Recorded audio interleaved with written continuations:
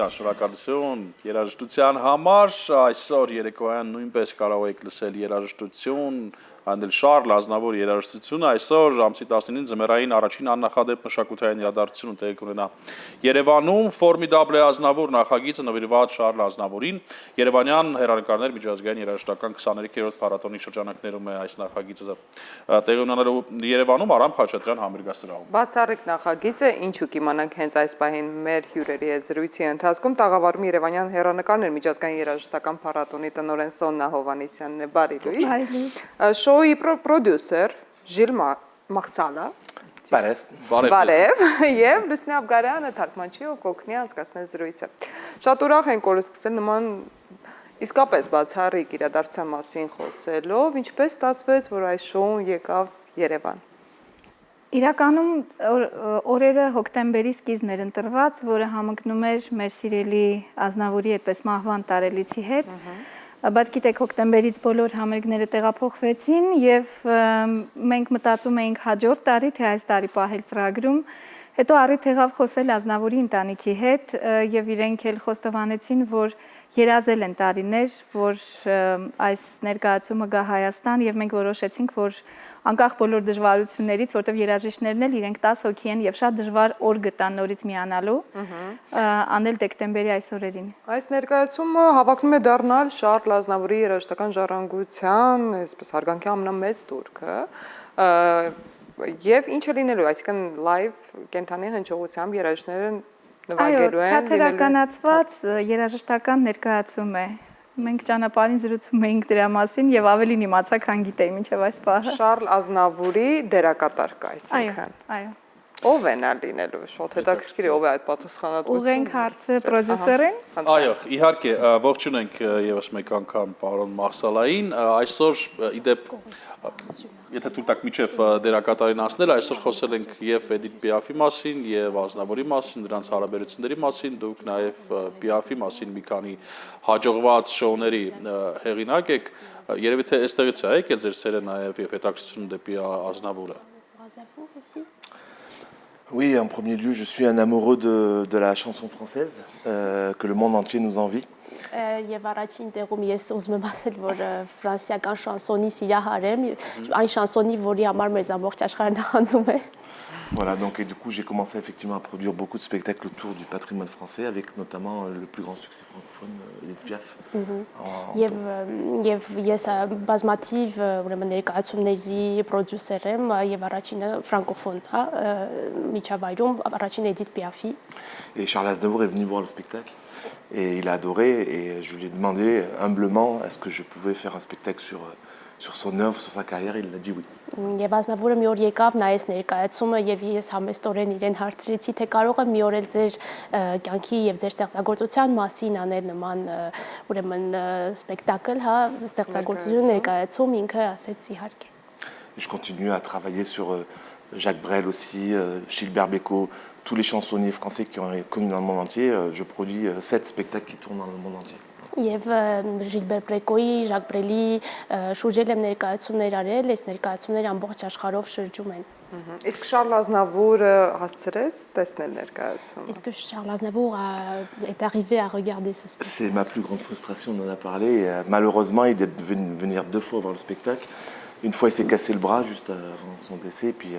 il n'a jamais pu voir le spectacle. C'est vraiment une frustration pour moi. Եվ սա իմ ամենամեծ ցավն է, որովհետև երկու անգամ չկարողացավ գալ ներկայացումը նայելու, առաջի անգամ թևներ կոտրել չկարողացավ եւ երկրորդ անգամ արդեն մահացել էր։ Իսկ միասին քննարկել եք նրա կյանքի որ դրվագներն եք ներկայացնելու այս։ Est-ce que vous aviez discuté avec lui? Est-ce que vous alliez faire dans ce spectacle justement quels épisodes de sa vie? Եվ մեզ էլ պատմեք իհարկե որ դրվագներին եք անդրադառնում։ Non, mais quels épisodes notamment? C'est bon, c'est Charles Aznavour, c'est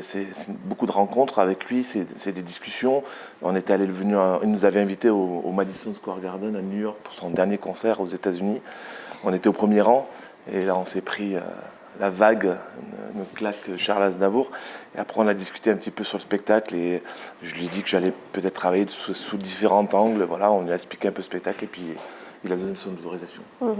Եվ Ազնավուրի հետ բազում հանդիպումներ, զրույցներ ենք ունեցել, նա մեզ Նյու Յորք հրավիրեց իր համերգին եւ առաջին շարքերում էինք նստած եւ իսկապես հիացմունք էր դա մեզ համար։ Բնականաբար իր հետ մի քանի դրվագներ քննարկել ենք եւ հարցրել եմ արդյոք կարող եմ սրանք վերցնել, ինքը իր թույլտվությունը տվել է։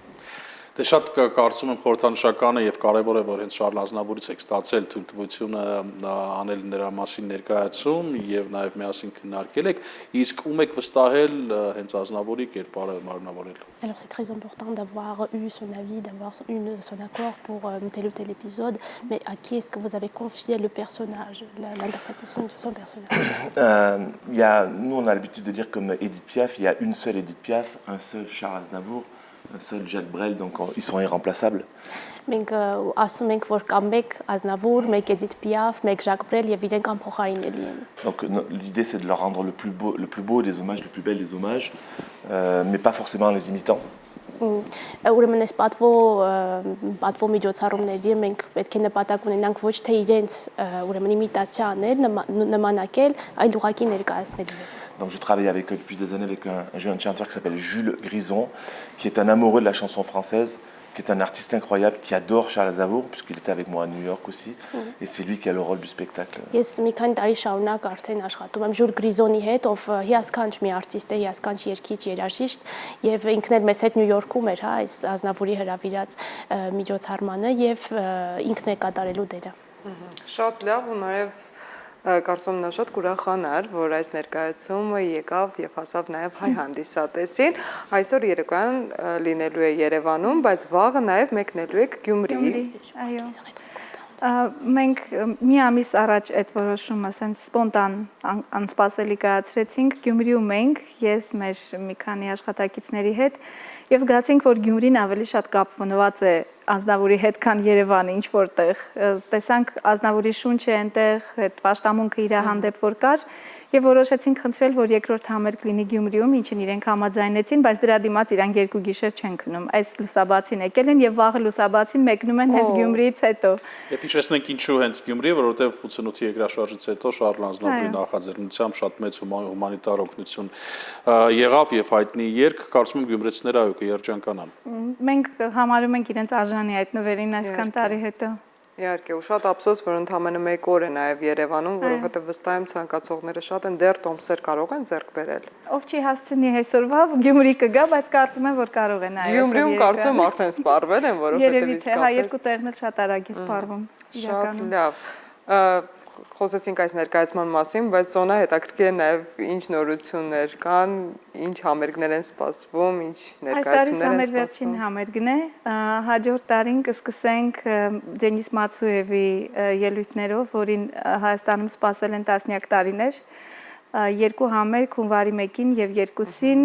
մենահամերգ եւ նվագախմբի հետ եւ կշարունակվի մայիսին Լեոնիդաս Կավակոս,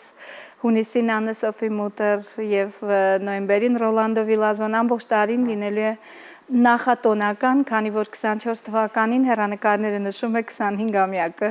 Քառորդ դար մենք ձեզ հյուր ենք գալիս, պատկերացրեք։ Քառորդ դար մենք ձեզ ընդունում ենք։ Այո։ Շատ հետաքրքիր է։ Սա երևանյան հեռանկարների մասին, դեռ երևի թե կարծում եմ կհասցնենք նաև տոնական տարվա մասին խոսել, վստահ եմ շատ մեծ միջոցառումներ եք նախատեսել, իսկ ինչ կպատմեք Հայա փառատոնի մասին, որի նախաձեռնողը նույնպես դուք եք։ Հայան նախատեսում է ապրիլից սկսել Ագիլերայի փոփոխված օրը արդեն շուտով կհայտարարենք եւ հիմնականում բոլոր այն մեծանունները, որոնց մասին անցյալ տարի հնչում էր որպես դրական բանակցությունների ընթացք, կարծում եմ, որ 23-ին կհյուրընկալենք մեր Երևանյան բեմերում, շատ տարբեր բեմ ասելով նկատի ունենք բաց տարածքներ, Համալիրի մեծ դահլիճ եւ 23-ին զուգահեռ կսկսվի Հայայի այդ փառատոնային քաղաքի շինարարությունը, որը որ սկզբում խոսում էինք անհավանական էր թվում, բայց արդեն լրիվ ռեալ ընթացքի մեջ է եւ 24-ի բոլոր համերգները, իսկ դա շատ լուրջ արդեն անուններ են, հնարավոր է լինի Coldplay, Eminem, մենք ուղղակիորեն արդեն քննարկում ենք Հայաստան կգան, կարծում եմ մինչեւ 80-100 հազար մարդ եւ այդ գաղափարը արդեն իրեն լավագույն դրսևորումը կգտնի, կհյուրընկալի այդ մարդկանց հենց այն փառատոնային տեղում, որտեղ պիտի մնան գիշերեն, ինչի համար որ սկսվեց այդ ամբողջ խոսակցությունը եւ տեսլականը գնում է ուղիղ իրեն իրականացման։ Իսկ կարող ենք հարցնել, թե որտեղ է նախատեսվում։ Եղվարդի մոտ։ Երևանից շատ հեռու չի, այնտեղ 200 հեկտար տարածք է, որտեղ որ սկսելու է շուտով այդ եւ կառուցապատումը եւ այդ ամբողջ կազմակերպչական աշխատանքները միջազգային շատ լուրջ էքսպերտների թիմ է անում։ Մարդիկ, որոնք ամբողջ կյանքում դրանով են զբաղվել Նյու Յորքում, Լոնդոնում, Հյուսիսային Ամերիկայում, այնտեղ լինելու ամեն ինչ շարժական, լինելու են վրաններ, լինելու են տնակներ եւ ոչ կապիտալ շինարարություն։ Եվ մենք կարողանանք ընդունել տասնյակ հազարավոր հյուրեր արտերկրից, անուններ եք հնչեցնում, որոնց անունները լսելուց հետո միանգամից տրամադրություն է փոխում եւ միանգամից շուտ գա այդ։ Այո, հատկապես Էմինեմի անունը Լեովին համաձայն եմ եւ Էմինեմ եւ Coldplay։ Շնորհակալ ենք ձեզ։ Բայց այսօր երեկոյան սիրելի հեռուստադիտողներ, բաց չթողնեք ֆորմիդաբլ ազնավուր նախագիծը։ Մեզ համար փառատոնի համար, հեռանկարների համար ազնավուրը շատ պաշտելի կերպար է։ Նախ իրեն անհատական մեծ պաշտամունք ունի Ստեփան Ռոստոմյան իր հանդեպ։ Ու հետո 15 թվականին, չգիտեմ, հիշում եք թե չէ, իրեն վերջին մենահամերգը Հայաստանում մեր փառատոնը կազմակերպեց եւ իրեն հետ շփվեցինք, ճաշեցինք, փորձերի գնացինք, դա անմոռանալի օրեր են, որ մենք պահում ենք մեր սրտում եւ շատ խորհրդանշական է, որ սա պետք է հենց մենք անենք։ Համել իրեն կարոտ առնելու, իրականում իրան շատ կարոտում ենք, գուցե ինչ որտեղ էմոցիոնալ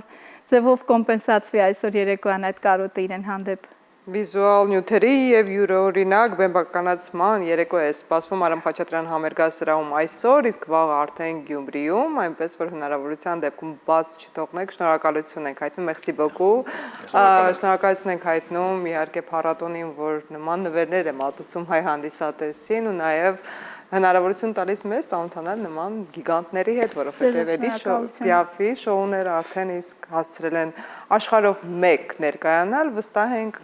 մեր շանսոնիեի Շարլ Ազնավուրի մասին շոուն նույնպես աշխարհով մեկ կշրջի։ Վստահաբար այդպես էլ կլինի եւ հիշենք, որ Շարլ Ազնավուրը ոչ միայն մեծ շանսոնիեր, այլ նաեւ շատ լավ դերասան, ով նկարահանվել է մի շարք հետաքրքիր ու լեգենդար ֆիլմերում եւ մեր հաջորդ տեսանյութը կպատմի Շարլ Ազնավուր դերասանի մասին։